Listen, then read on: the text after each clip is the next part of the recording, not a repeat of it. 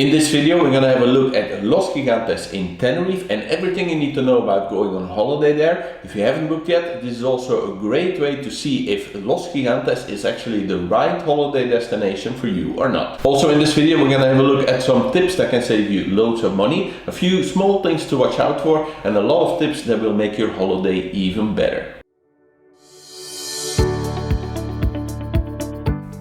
The beach at Los Gigantes is one of the most often mentioned in holiday guides as the must-see of Tenerife. But in all honesty, it's a nice beach, but really did not blow me away in any way. Also, it's kind of tiny, so can get a little bit overcrowded. And for most of the hotels in this area, it's pretty hard to get to. But don't worry, because there are plenty other nicer beaches in this area, as well as the natural pools that are great for taking a dip into the ocean. In the Los Gigantes you will find some really nice hotels.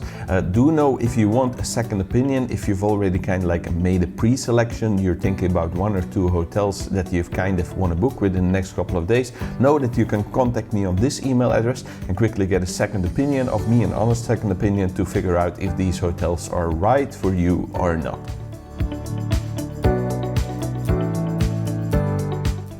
The Los Gigantes area is part of a bigger resort, including Puerto de Santiago and Playa La Arena. The Los Gigantes area is mostly a food and drinks place and doesn't have any clubs or much nightlife. If you want some more bars open till late in the evening, you will find most of these more in the Puerto de Santiago area, but even these have a family-friendly feel.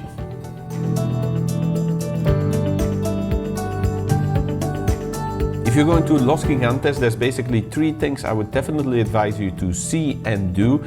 This is one thing, to go to the CM water park. It's about 20 minutes drive away with a car or with a bus. You can go there with an organized excursion as well. So definitely would advise, because it's claimed to be one of the best water parks in the world. I do of course not know this. I haven't been to every water park in the world, but I've been to many of them in Spain, and this is definitely the nicest one I've been to so far in Spain, so definitely would advise it. It's an overall experience, great overall experience. There's like nature and there's animals, but there's great rides as well, great catering, great places to relax as well during the day, so would definitely advise going here. There's an other water park as well. I would not advise going to the other water park. I would advise going to the CM water park. It's a few euros more, but you will definitely not regret it.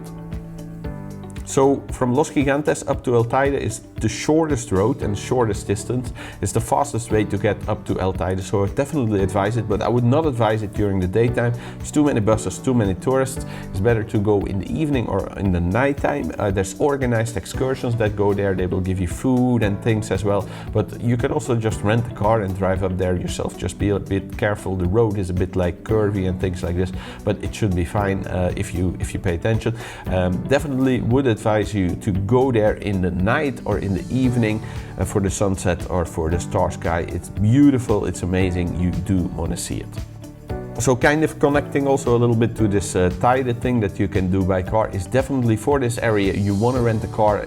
Also, many of the hotels are very high up the side of the mountain, so like if you have small children, it might be a great idea to have a car so you can easily get up and down from your hotel to the town and to the beach and to the stores and things like this. Also, Los Gigantes is kind of tucked away a little bit in the corner of Tenerife. It's still a short drive away from everything, but if you don't have a car, it's really hard to get to places, to get to the parks and get to the nature and to the nice beaches. So I would definitely advise you to rent a car, especially because it's Tenerife. Tenerife is one of the cheapest places in Europe to rent a car. You can get a car here for about 10 or 15 euros, fully comprehensive insurance, a brand new car. So I definitely advise it. Make sure you book it with a good company. There's tricky companies out there as well. If you look on my website, there's checkedholidays.com/cars. I keep a list of all the companies I use whenever traveling that I have good experiences with and would advise you to use when renting a car in Tenerife.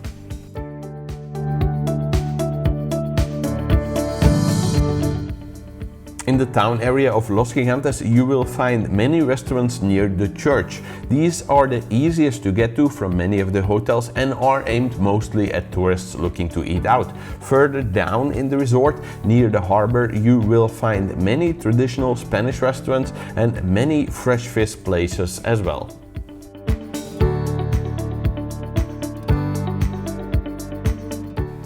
So also 3 quick things I want to warn you about when traveling to Los Gigantes and Tenerife in general also, is that quite often you will find random flyers on the street. If they're for a restaurant or for a bar, it's fine, but also often they offer like free excursions. You can quite often find these at like bus stops or something like this. It looks like someone just left them there, but someone actually goes around and put them there. They offer like a cheap excursion or a free excursion, and most of the time, as soon as you go on them, you will find out that it's a small excursion and then a very long sales presentation you have to sit through.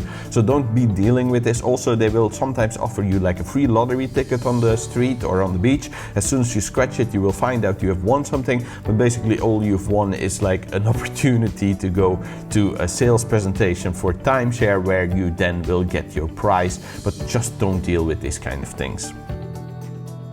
Also, when someone offers you like free food or drink on the beach, be aware of this. They do this specifically with fruits, but as soon as you've taken the free sample, you now have to buy a full slice of them, and this will cost you like 8 or 12 euros. The prices are really high, so just stay away from these kind of things. You offered free food or fruit on the beach, just don't take it, just say no and walk away. So a lot of people, especially from the older generation, they have this idea that there is cheap electronics in Tenerife, and I do know where this comes from, because before the electronics were much cheaper and there is also a cheaper sales tax, but the difference really at the moment ain't so much anymore. The main reason you can find cheap electronics in Tenerife, because there's a lot of dodgy companies who will sell you like fake brands or fake products, or will offer you to wrap it for free but then don't put the actual product inside. If in general you don't have to buy any electronics in Tenerife urgently, then just don't buy any electronics in Tenerife. So I just want to point out that Tenerife is a very nice place. Don't be held back by this information I've given you. You can find certain similar things pretty much all over Spain and also in other popular holiday destinations.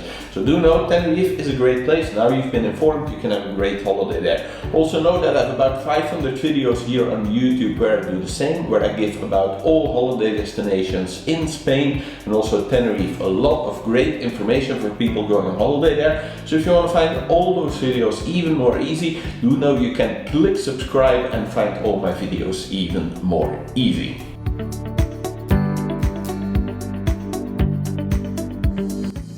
So what is for you the best way to get to Los Gigantes? Well, this depends a little bit. Know that there's 2 different airports. There's the one in the north, which is further away, and the one in the south, which is closer by. So know that the one in the north might be a good option, because you can quite often, depending on the country you travel from, you can find cheaper flights there. So have a look at that one. In this case, I'm gonna talk from the south airport, which one is closer by. A bus from the south airport will cost you 8 euros and will take about 2 hours to get you there. Know that you will have to first travel to Costa Adeje and from there transfer onto another bus that will take you to the Los Gigantes area.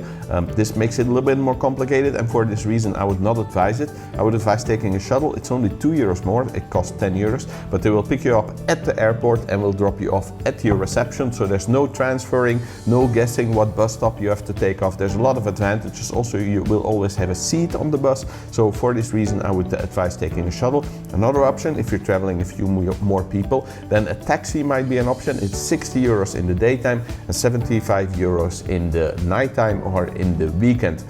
A bus ticket you can just buy on the bus, but if you want to take a shuttle, know that you cannot get these at the airport. You cannot book them there. You have to book them before online. And also for a taxi, I would advise this. One of the reasons is to have a locked-in price, but also for children's seats and things like this, definitely book before online. You can find all the companies that I use when traveling to Tenerife on my website, checkedholidays.com/links.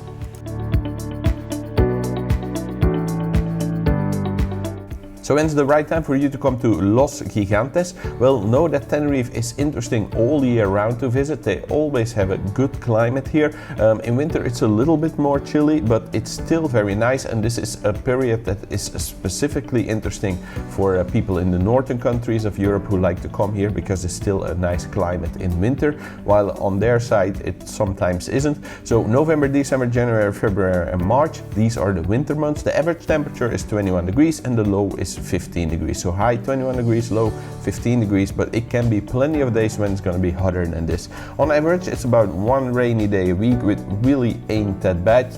And the sea temperature is 19 degrees. It's a little bit chilly, but nice to take a refreshing dip. If you want to visit Los Gigantes and spend most of the days on the beach, in the sea or next to the pool, then May, June, July, August, September are definitely the best months for you. The average temperature, so there's also going to be days when it's going to be much hotter, but on average the high is 25 degrees and on low it's 19 degrees. There's almost not going to be any rain because it's only one day a month. You will see a little bit of rain in this area, and the sea temperature is 22 degrees, so plenty nice to swim with the entire family. So April and October are basically exception to the winter and summer rule. They're somewhere in between, so call them spring and autumn if you want, together with March and November. So March, April, October, November, normally you can find the best deals on Tenerife. If you're looking at traveling on a budget, definitely have a look at these months. If you're traveling outside of the Easter holidays or any other school holidays, you can find really good deals and really good weather here on Tenerife in these months. If you're not 100% sure if this is the right holiday destination for you, then do know you can have a look at this video where I cover all the holiday destinations in Tenerife. And if you already know that this is the right holiday destination for you, you can click here to go to the website, and there you can find a selection of the best hotels. And you can also instantly price compare them to see which one is the best one for you.